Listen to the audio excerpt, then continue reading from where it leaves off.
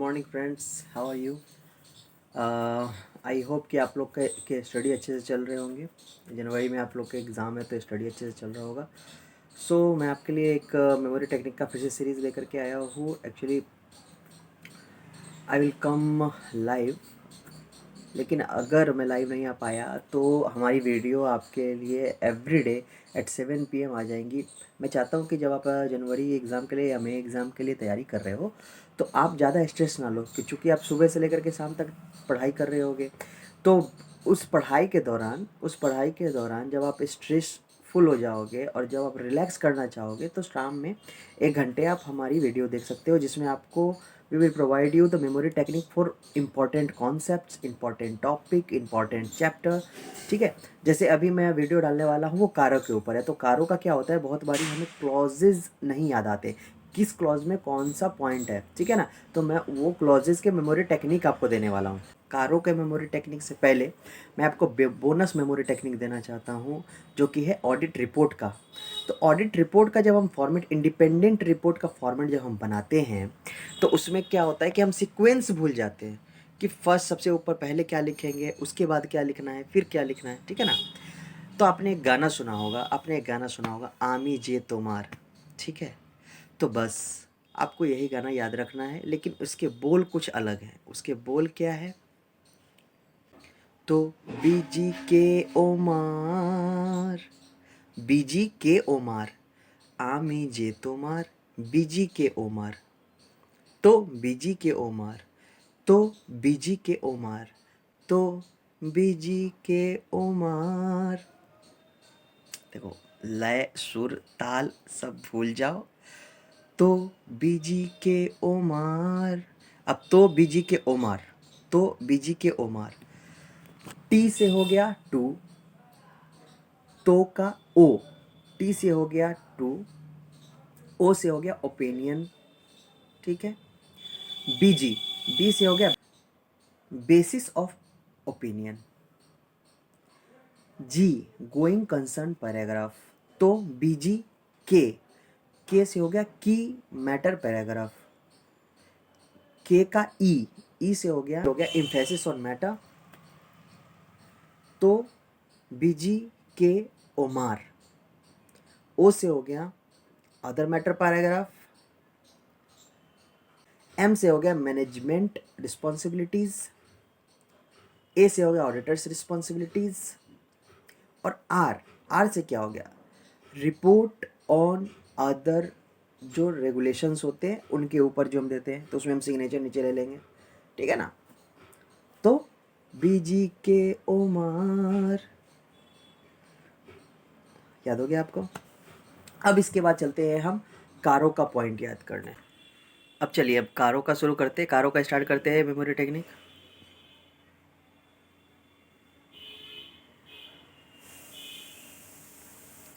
सबसे पहले तो कारों में क्या होता है, 16 क्लॉजेज है, 16 क्लॉजेज है। इसमें क्लॉज 1 में क्या है, क्लॉज 2 में क्या है, ऐसे करके मैं याद नहीं कराने वाला। मैं एक सीक्वेंस याद कराऊंगा आपको, 3 मेमोरी टेक्निक प्रोवाइड करूंगा।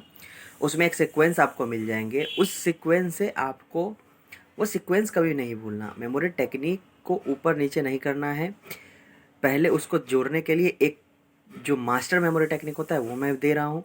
फिर उसके बाद 3 अलग अलग, उसमें से अलग अलग मेमोरी टेक्निक निकलेंगी, वो आपको सीक्वेंस याद करवा देगी। ठीक है, तो पहला जो मेमोरी टेक्निक, कार बनाने के लिए 16 तरीके का फिक्स्ड एसेट्स चाहिए होता है, और उसके लिए हम पहले कॉस्ट रिकॉर्ड बनाएंगे। फिर जब कार बन जाएगी तो उसको हम रेम्यूनरेशन के बदले दे देंगे। फिर जब कार बन जाएगी तो उसको हम रेम्यूनरेशन के बदले दे देंगे। कार बनाने के लिए 16 तरीके के फिक्स्ड एसेट्स चाहिए, उस फिक्स्ड एसेट का कॉस्ट रिकॉर्ड हम बनाएंगे, और फिर जब वो कार बन जाएगी तो हम रेम्यूनरेशन के बदले उसको दे देंगे। ये हो गया आपका एक मास्टर मेमोरी टेक्निक। इसमें से 4 बातें आपके सामने आई। पहली 16, दूसरा फिक्स्ड एसेट्स, तीसरा कॉस्ट रिकॉर्ड, और चौथा रेम्यूनरेशन। 16 तो क्लॉज हो गया, फिक्स्ड एसेट्स से आपको एक मेमोरी टेक्निक मिलेगी, कॉस्ट रिकॉर्ड से आपको एक अलग मेमोरी टेक्निक मिलेगी, और उसके बाद जो रेम्यूनरेशन है उससे आपको एक अलग मेमोरी टेक्निक मिलेगी। तो ये पहला कौन सा मेमोरी टेक्निक मिलेगा आपको, फिक्स्ड एसेट्स से, फिर उसके बाद कॉस्ट रिकॉर्ड से, और फिर उसके बाद मैनेजेरियल रेम्यूनरेशन से। ये 3 मेमोरी टेक्निक आपको अलग अलग मिलेगी, इसका सीक्वेंस याद रखना है। अब ये सीक्वेंस आपको एक याद हो जाएगा पहले ऊपर, क्योंकि कार बनाने के लिए 16 तरीके का फिक्स्ड एसेट्स चाहिए और उसका कॉस्ट रिकॉर्ड हम रखेंगे, कॉस्ट रिकॉर्ड रखेंगे, बाद में जब कार बन जाएगी तो उसको हम रेम्यूनरेशन के बदले दे देंगे, ठीक है। इससे आपको सीक्वेंस याद हो गया। अब फिक्स्ड एसेट्स से पहला मेमोरी टेक्निक क्या है? तो पहला मेमोरी टेक्निक है कि फिक्स्ड एसेट्स खरीदने के लिए इन्वेंट्री को बेचना पड़ता है, लेकिन इन्वेंट्री बेच के जो पैसे आएंगे उससे हम रिलेटेड पार्टी को लोन नहीं देंगे, नहीं तो 185-86 का कंप्लायंस लग जाता है और पब्लिक का एक्सेप्टेंस भी होना ज़रूरी है। पब्लिक अगर रिलेटेड पार्टी को लोन देते तो उसमें जल्दी पब्लिक का एक्सेप्टेंस नहीं आता। तो फिक्स्ड एसेट्स खरीदने के लिए हम इन्वेंट्री को बेचेंगे, इन्वेंट्री बेच के जो पैसे आएगा उससे हम रिलेटेड पार्टी को लोन नहीं देंगे, नहीं तो 185-86 का कंप्लायंस देखना पड़ेगा और पब्लिक का एक्सेप्टेंस भी होना ज़रूरी है, ठीक।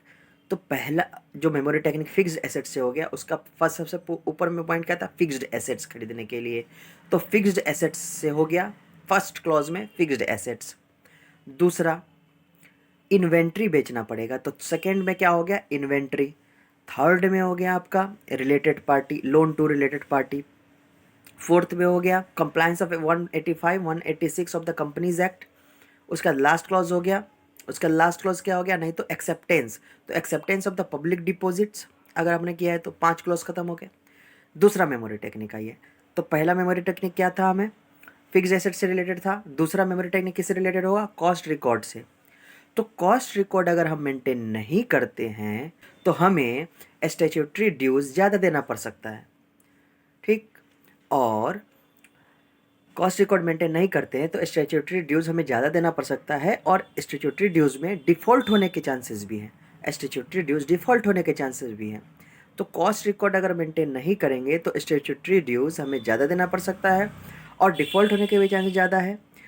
चूँकि हमने कॉस्ट रिकॉर्ड मेंटेन नहीं किया तो हमारे पास अनयूटिलाइज्ड फंड होगा। तो अनयूटिलाइज्ड फंड जब भी होता है तो फ्रॉड होने के चांसेस ज़्यादा होते हैं। जब भी अनयूटिलाइज्ड फंड होता है तो फ्रॉड होने के चांसेस ज़्यादा होते हैं। दूसरा मेमोरी टेक्निक खत्म हो गया आपका। पहला फिक्स्ड एसेट्स से मेमोरी टेक्निक था, क्या था?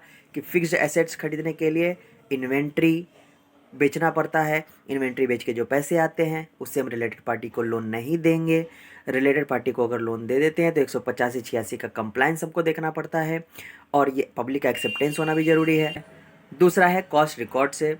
तो कॉस्ट रिकॉर्ड मेंटेन नहीं करने पर हमें स्टैट्यूटरी ड्यूज ज़्यादा देना पड़ सकता है और स्टैट्यूटरी ड्यूज में डिफ़ॉल्ट होने के चांसेस भी ज़्यादा है। चूँकि कॉस्ट रिकॉर्ड हमने मेंटेन नहीं किया है तो हमारे पास अनयूटिलाइज फंड ज़्यादा होगा और जब हमारे पास अनयूटिलाइज फंड ज़्यादा होता है तो फ्रॉड होने के चांसेस ज़्यादा होते हैं, ठीक है। तो ये 10 क्लॉज आपके ख़त्म हो गए। अब अगला मेमोरी टेक्निक किससे शुरू होने वाला था? रेम्यूनरेशन से। तो पहला हो गया, अब रेम्यूनरेशन से शुरू होने वाला था। तो अब इसका रेम्यूनरेशन वाले का मेमोरी टेक्निक क्या है? इसका मेमोरी टेक्निक क्या है कि मैनेजेरियल रेम्यूनरेशन को निधि कंपनी में ढूंढना है तो आप रिलेटेड पार्टी ट्रांजेक्शन देखो। मैनेजेरियल रेम्यूनरेशन को अगर निधि कंपनी में ढूंढना है तो आप रिलेटेड पार्टी ट्रांजेक्शन देखो, क्योंकि ये प्राइवेट प्लेसमेंट होता है, और ये लोग इतने चालाक होते हैं, कि नन कैश ट्रांजेक्शन को भी आरबीआई से रजिस्ट्रेशन दिलवा देते हैं। तो ये आपका सारा मेमोरी टेक्निक खत्म हो गया। पहला आ गया फिक्स एसेट, दूसरा क्लॉज आ गया इन्वेंट्री, तीसरा क्लॉज आ गया related party, loan to related party, चौथा क्लॉज आ गया आपका कौन सा? 185 कंप्लायंस ऑफ 185 एंड 186। पांचवा क्लॉज हो गया आपका कौन सा? Acceptance public deposits. छठा क्लॉज कॉस्ट रिकॉर्ड। सातवां स्टैट्यूटरी ड्यूज। आठवां default in payment of statutory dues. नौवां अनयूटिलाइज्ड फंड। 10वां हो गया आपका फ्रॉड। 11 में मैनेजरियल रेम्यूनरेशन। 12 में निधि कंपनी। 13 में आपका कौन सा हो गया? Related party transaction. 14 में हो गया प्राइवेट प्लेसमेंट और 15 में हो गया नॉन कैश ट्रांजेक्शन। 16 में हो गया आरबीआई रजिस्ट्रेशन अंडर आरबीआई, ठीक है। कारो ख़त्म हो गया, रिपोर्ट ख़त्म हो गया। All the best. याद कीजिए, इसको लिख लीजिएगा। मुझे लगता है आप भूलोगे नहीं, भूलोगे तो कम से कम नहीं, ठीक है। अगली वीडियो में मैं आपको कुछ और देने वाला हूँ। बस keep watching, keep sharing, keep liking. Stress लेकर के मत पढ़ना, जब आप स्ट्रेसफुल होगे तब इस वीडियो को देखना, तब फ़ायदेमंद होगा ये, ठीक है। All the best.